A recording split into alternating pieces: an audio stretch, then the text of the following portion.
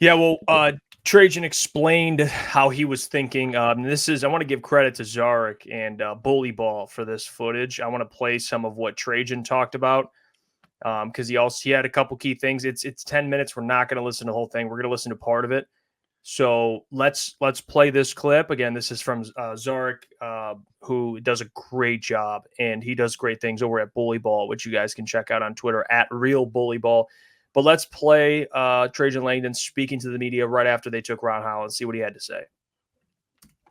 He didn't work out with you guys and didn't have much communication. Was that a product of all the last few weeks, or what do you like about it? Well, first of all, I'll start out with what I like about the young man. Obviously, a high character human being. Works his butt off. We did a really deep dive over the past few days, past several days on Ron, just understanding, the compete level, the human being. Talked to several of his teammates and understood the care factor, the work ethic. Talked to John Jenkins, a teammate of his, who he got up with every day to shoot with at 7 a.m. Kind of mentored him, but also he was somebody who was trying to mentor some younger players on the team as well. So he has the leadership piece to him. He has the high compete level piece to him, and then he has the winner piece to him. That's what he wants to do. And obviously they didn't do much winning this year, but I think it really frustrated him.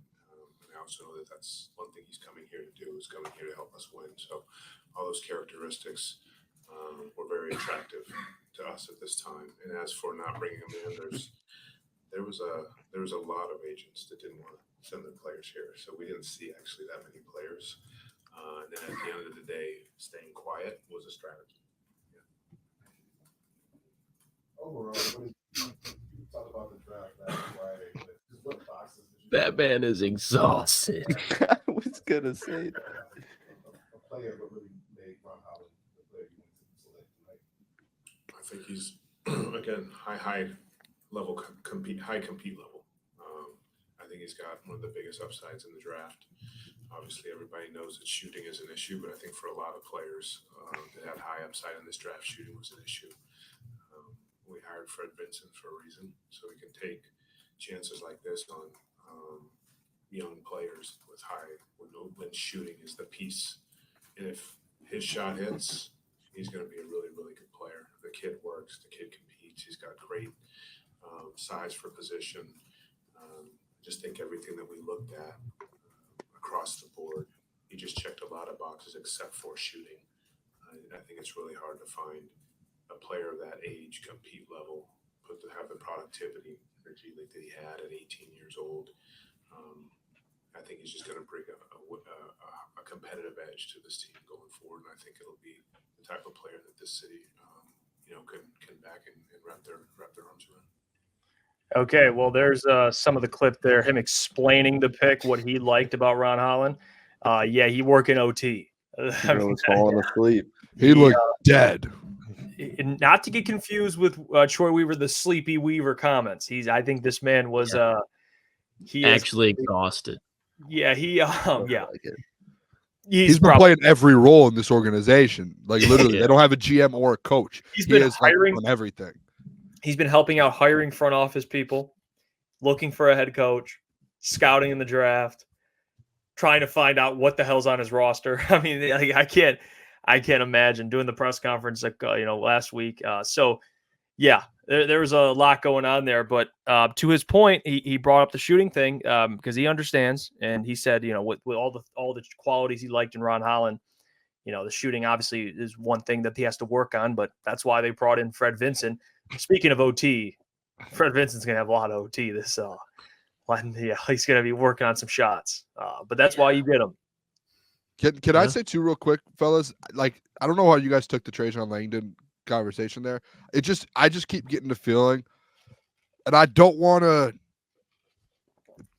like get myself too excited. I like Trajan Langdon. I don't want to like fall for this man, and then he disappoints me in the next 2 or 3 years. I think I'm all in on this guy already. Like, he sounds like Brad Holmes. Am I wrong? Like, he's like, we just want like high character guys who just work hard, who want to win, and like that's all we care about. Like I just get a Brad Holmes vibe, and I don't know if that's just like being biased because we're in Detroit, but I just get a little bit of that type of vibe to where it's like he just wants to build like a team the correct way and like an organization the correct way instead of like shortcuts and let's try and do that. Like it just feels like he's all in on building it his way, and he's not going to let anyone get in his path of it. Like I want the right character guys in my building, and that's it. And like they'll lead to winning. That's what this pick feels like. You guys know what I mean? Like, does anyone else get that feeling? I think just there's a sense of realness about him because I obviously don't know that much about Trajan Langdon, but just from hearing what I have, there's a sense of, okay, I know what the Detroit Pistons are right now. I understand that they are probably by far the worst current NBA franchise as far as it stands in 2024. And there's a lot of work to be done here. And it's going to be a long time for it to come to fruition of what I want to work. But this is what it is. I do think there's a sense of realness with them. Yeah, I think he's very aware of the situation, and I like that he kind of got out ahead of obviously his draft pick and said the reasoning behind it. He didn't just come up there and say he's Holly Berry and some dumb shit like that. So I like that he's aware, and I like that he's very well spoken, and he seems to have a grasp on the situation ahead of him. So I do, as it's very early, obviously, in his tenure, but I do have high hopes for him as well. Wow. This is incredible. I hope. I do. I like my hopes have been shot down a lot. This is where you're Jeff, vulnerable, Mike. You guys are vulnerable. So I get that. It's like you had your heart broken, and now it's like easy to get you back. You're just looking for love. And this is Trajan Langdon. I don't know if it's like that, but it's like, dude, love. This feels like the most competent front office person, someone that we've had in the last 12 years. Yeah. And it's like he's not our GM. He's a president of basketball operations. He was a GM for a legit organization that turned things around for the last 4 years in New Orleans. So it's like we actually have someone who knows what, like, a proven record. Like, no offense to Troy Weaver, like he was an assistant GM in the Thunder. He did help draft a lot of those guys, but did he help build the team and actually get them to where they are today? No, he didn't. Like, he just was really good at drafting. Trajan Langdon took a team that was very young in New Orleans and flipped them around to a team that was in the playoffs every single year. And like, yeah, they didn't compete for a championship, but they were still playing in the playoffs like that quick. So yeah, he's competent, and it's nice to see. And what you were saying about Brad Holmes, you're not saying I get what you're saying, because people are gonna be like, well, he's not. How could you say that? I guess it's what he looks for in players. We're not talking about can he hit at the rate of Brad Holmes. No one's saying that. But in terms of what he looks for, upside, character, like all the things, and honestly, the type of player Ron Holland is, it does give a resemblance of kind of what Trajan liked when he was with New Orleans, that type of player. Wings. Wings are very important. You just saw the Boston Celtics, what they did with 2 wings going at it for the MVP trophy. So it's a big part of what the Pistons need. I mean, they need wings. They need good wings, great wings, and they have 2 young guys that are very athletic, and I think could cause havoc defensively immediately. Now, offensively, that'll take some time. But hey, they stink this year, boys. You got Cooper Flagg coming out next year, and he is a tank for Cooper Flagg. No, I'm just kidding. They actually tried to win some games, but hey, we'll see. They got Trajan Langdon. I would assume his first draft, at least at this point, I can say this confidently, better than that initial draft by Troy Weaver. All right. I think that we can say that. Killian Hayes, I saw some comments, this is Killian Hayes.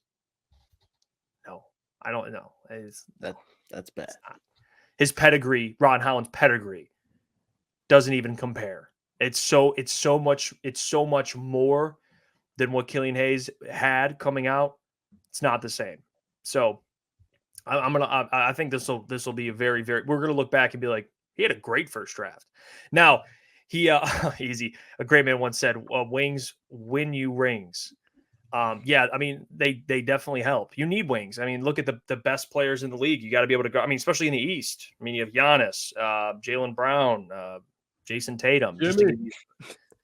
So yeah, I definitely wings are important, and that's what Trajan Langdon I think understands too. There was a comment today that they look for that prototype of player that Ron Holland is, and it's a good thing.